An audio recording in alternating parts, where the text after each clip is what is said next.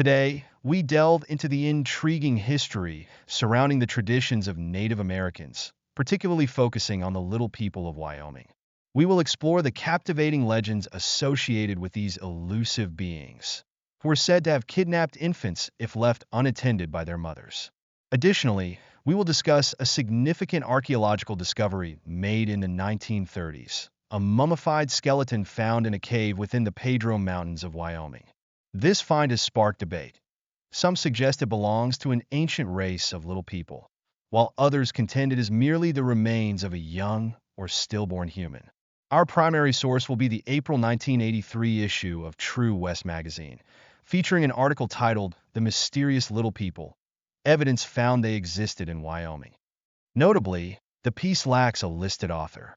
Following our exploration of the True West article, we will examine a brief newspaper report from the Casper Star-Tribune, published in 1947. This article details the inspection of the mummy by local scientists and recounts its last known owner, Ivan Goodman, in 1950, before its mysterious disappearance. The saga of the little people of Wyoming remains one of the unsolved enigmas of the Old West. Dorothy M. Johnson, a Montana author, encapsulated this sentiment perfectly when she remarked, "I don't mind walking under ladders, and I like black cats, but I wouldn't for anything offend the little people." Much like the Crow Indians, Dorothy holds the belief that the little people may still inhabit the earth. The Crow occasionally leaves small offerings for them in the Pryor Mountains of Montana. The conundrum, however, is that, akin to the legends of Bigfoot or Sasquatch, no one has ever definitively seen the little people. In Wyoming, there have long been claims of discovering the remains of a little person. While it may not be the warm body typically sought in investigative inquiries, at least it represents a physical presence. John A. Bonner of Glen Rock, Wyoming, recounts how in 1969, Bud Williams, the owner of wardrobe cleaners in Casper, informed him about a peculiar display of a small man's head showcased in a Casper shop. Richard Phelps, an orthopedic specialist, displayed this head, asserting that it originated from a race of little people, often described as savages, who may have existed prior to North American Indians. Phelps posited that there is evidence supporting the notion of these cannibalistic beings inhabiting Wyoming. Several adult mummies have been uncovered, 3 of which are well documented, alongside 7 severed heads. Dr. Barnum Brown, renowned as the father of dinosaurs for his discoveries of prehistoric creatures, claimed to have evidence indicating the existence of a small race of people who once thrived in the Shell Canyon region of Wyoming. The renowned paleontologist was employed at the New York Museum of Natural History when he unearthed the colossal Diplodocus, which later became the iconic trademark for Sinclair Oil Company. Meanwhile, Ivan Goodman, a used car salesman from Casper, possessed a complete skeleton of a diminutive individual. Bonner recalls the unsettling photograph of this skeleton that appeared in the Casper newspaper in the late 1940s. After his discovery, Goodman transported the mummy to New York, where it was slated to be featured in Robert Ripley's nationally syndicated column, Believe It or Not. Tragically, Ivan Goodman succumbed to a brain tumor shortly thereafter. A local librarian in Casper asserts that a man named Leonard Wadler from New York City acquired the mummy for further study, yet it was never returned to the Goodman family. Following Ivan's death, the family expended considerable resources on legal fees and trips to New York in their quest to reclaim the relic. In 1968, Earl Nightingale, host of the radio program Our Changing World, broadcast a curious tale penned by Frank Edwards. This story was derived from Edwards' book, Stranger Than Fiction. The narrative recounts an incident from 1932 involving 2 gold prospectors, Frank Carr and Cecil Maine, who were exploring the Pedro Mountains, approximately 60 miles west of Casper. After detonating a solid granite rock, the miners were astonished to find an unexpected sight. Peering back at them from within the newly formed opening was a grotesque, diminutive mummy resembling a humanoid creature, nestled in a cave measuring 4 feet in width, 4 feet in height, and 15 feet in depth. Perched on a small ledge with its legs crossed and arms folded in its lap, the mummy displayed dark brown, deeply wrinkled skin and a face that bore a striking resemblance to that of a monkey. The prospectors carefully wrapped the peculiar figure in a small blanket and transported it back to Casper, where their discovery garnered significant attention. Although local scientists showed interest, they remained skeptical. However, X-rays unequivocally revealed that the specimen possessed distinctly humanoid characteristics. The small skull, vertebrae, rib cage, and limb bones were clearly defined, indicating that the creature stood less than 20 inches tall. Its low forehead, flat nose with large nostrils, and wide mouth adorned with canine-like teeth suggested it had reached approximately 65 years of age at the time of death. According to the radio program, the anthropological department of Harvard University affirmed the mummy's authenticity, while two experts from the American Museum of Natural History indicated through their X-ray analysis that the small skeletal structure was indeed covered by dried skin. Their findings posited that this creature was smaller than any known human type, leading to the hypothesis that it might represent a form of anthropoid that roamed the North American continent approximately 5 million years ago during the Pliocene epoch. A travelogue from Wyoming, published in 1940, reveals that the skeletons of a mysterious race of little people, encased in solid rock, extend as far north as the Yellowstone River, with discoveries reported in caves near the Colorado border. Legends of these formidable pygmies persist among the Cheyenne, Arapaho, and Crow tribes. A dedicated group of scientists is currently searching for a cave within the expansive Bighorn Mountains, where it is said that 5 of these mummies lie cross-legged on an ancient ledge. Importantly, these mummies bear no relation to ancient Indian rituals that involve the deliberate removal of flesh from skeletons and the dislocation of bones for easier packing into small spaces.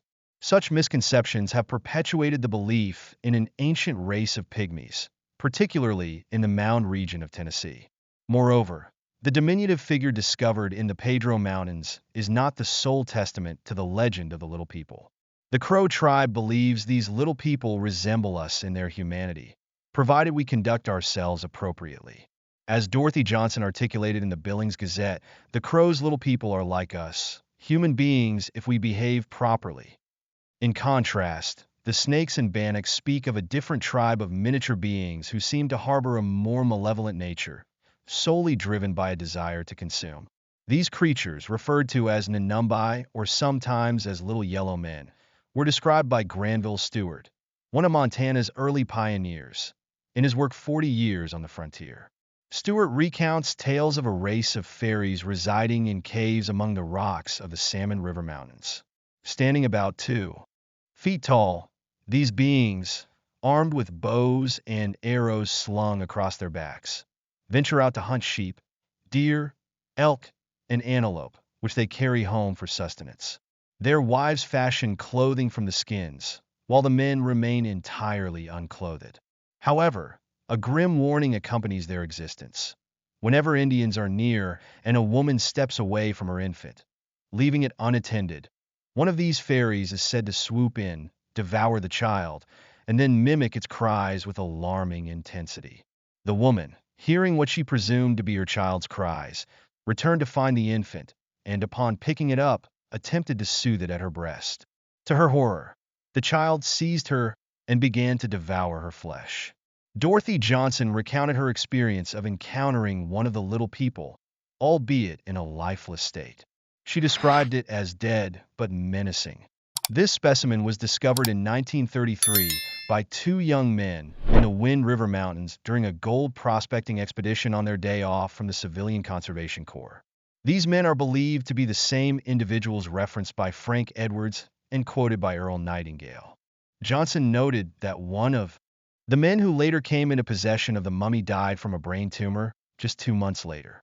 In her account, she mentioned that approximately 25 years ago in New York, after extensive correspondence with the man who held the mummy and was desperately seeking its identification by a reputable scientist, he faced persistent rejections, with most experts dismissing its existence and urging him to leave. Dorothy stated that X-rays revealed it was not a mere infant.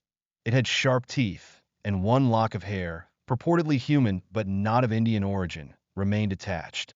She concluded that the creature emanated an aura of malevolence.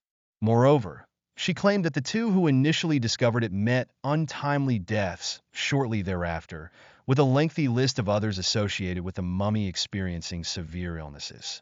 A year after her encounter with it, Dorothy was involved in a serious highway accident that left her and another individual severely injured, leading her to vow never to engage with the subject again. Mrs. Winifred Caldwell, a teacher in Alcover, Wyoming, shared with John Bonner that her husband had lent one of the small mummies found in the area to a university professor, describing it as a horrible-looking thing that was never returned. "I'm glad," she remarked. Several others have reported discoveries of skulls or mummies. James Reynolds from Casper recounted being part of a group that uncovered several small skulls in the local mountainous region. Jose Martinez, a Mexican sheep herder, claimed he found an entire mummy along with 6 skulls while tending to sheep on a nearby ranch. He noted that the discovery brought misfortune to his horse and sheep, leading him to replace the mummy and skulls, after which the bad luck ceased. In Montana's Beartooth Mountains, Bill Street, father of the late Sheriff Roy Street of Casper Mountain, described finding small skulls and entire mummies in 1922. He reported that scientists informed him of the existence of a dwarf race prior to the Ice Age. Ella Clark, in her book Indian Legends from the Northern Rockies, depicted these cannibalistic little people as possessing large stomachs and powerful physiques. They communicated using a form of sign language that remained unknown to the indigenous peoples. An Arapaho spokesperson in Riverton, Wyoming, confirmed that the Arapahoes struggled to communicate with the little people using this sign language and held a deep-seated fear of them.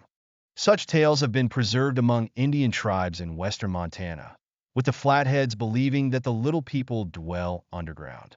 However, due to the rumored mysterious deaths and ailments associated with them, few in the West are willing to openly discuss these entities. This concludes the story of the enigmatic little people of Wyoming, as published in the April 1983 issue of True West magazine. I will now read an article from the July 31st, 1947 issue of the Casper Star Tribune, titled Doc Works Over Oldest Patient by Irving Garbutt. This piece recounts the insights of an expert who examined the mummy during its ownership by Ivan Goodman. Dr. Gordon Whiston of Casper treated what was deemed the oldest patient in the state of Wyoming this week, but prospects for recovery appeared grim. X-ray images revealed that the diminutive individual had sustained a broken collarbone, and it was evident from visual inspection that the top of his head had been severely damaged. Dr. Whiston, along with Dr. J.F. Raplogel of Lander, encountered challenges concerning the case's history. Not much was known about Little Mongo, as he was called, except that he had squatted in a sealed cave-in, the Pedro Mountains southwest of Casper, for an indeterminate period until his discovery in 1932, when a gold seeker detonated explosives that revealed the cave's entrance. Ordinarily, patient confidentiality is strictly maintained, but in this instance, Mongo would not object. The two physicians sought the X-rays to study the skeletal structure of the wizened little mummy, measuring no larger than the palm of a hand and only 6.5 inches tall in a squatting position. X-rays taken by Eastern universities confirmed that this diminutive human was, indeed, an adult, countering the claims of skeptics who believed it to be a fetus. Little Mongo, however, remained silent, gazing inscrutably from his glazed eyes at a collection of used cars in the parking lot operated by Ivan Goodman, his current and fourth owner. With arms folded, head slightly bowed, and legs in a semi-kneeling position, Mongo seemed to convey a message of mutual disavowal to those inspecting him, declaring, "I wouldn't have you for an ancestor," while silently asserting, "I don't claim you as a descendant either." Mongo occupies a unique position in the annals of anthropology. Experts struggle to place him within their evolutionary theories. They cannot pinpoint his exact position on the evolutionary ladder, yet they cannot deny his existence or the human-like anatomy he possesses, which is comparable to contemporary human features. Mongo possesses a broad, flat nose reminiscent of an Indian, making it easy to reconcile his appearance with the fabric of legendary history. Almost every culture has its own tales of diminutive beings. The Irish with their leprechauns and pixies, the ancient Greeks with their dryads, and even wartime aviators spoke of mischievous gremlins. The older indigenous peoples, of whom few remain, have shared stories of a race of little people known as the sheep eaters, who were said to have been vanquished by other tribes long before the arrival of white settlers. Dr. Replavel speculated that Mongo might have belonged to the sheep eater tribe, though it appeared he could have also been a scout, since his extraction from his ancient sanctuary in a sealed cave in the Pedro Mountains. This wizened little mummy has traveled extensively. Unfortunately, he left behind no tools, wall drawings, or artifacts to provide clues about his identity. Over the years, Mongo has had 4 owners, none of whom have uncovered the mysteries of his past. There is no doubt about the creature's rarity, according to the anthropology department at Harvard University. Other esteemed Eastern universities and the Smithsonian Institution expressed their astonishment at the discovery. One scientist even named him Hesperopithecus, after a type of anthropoid believed to have roamed North America during the Mid-Pliocene period. All of these institutions agreed that he is the most perfectly preserved prehistoric mummy ever found. Mongo has been displayed at a field museum in Chicago and even traveled with a carnival for a time. Mr. Goodman recounted receiving multiple offers to purchase the little man, but declined them all. If the used car business ever goes south, he joked, we may take a trip together. In the meantime, visitors can view Mongo free of charge at Central Auto Corporation and decide for themselves whether they feel any semblance of kinship, however distant. This concludes the newspaper article from the Casper Star-Tribune in 1947. Mr. Goodman was the last known owner of the mummy, displaying it in his used car lot office and advertising in local newspapers to invite the public for viewings.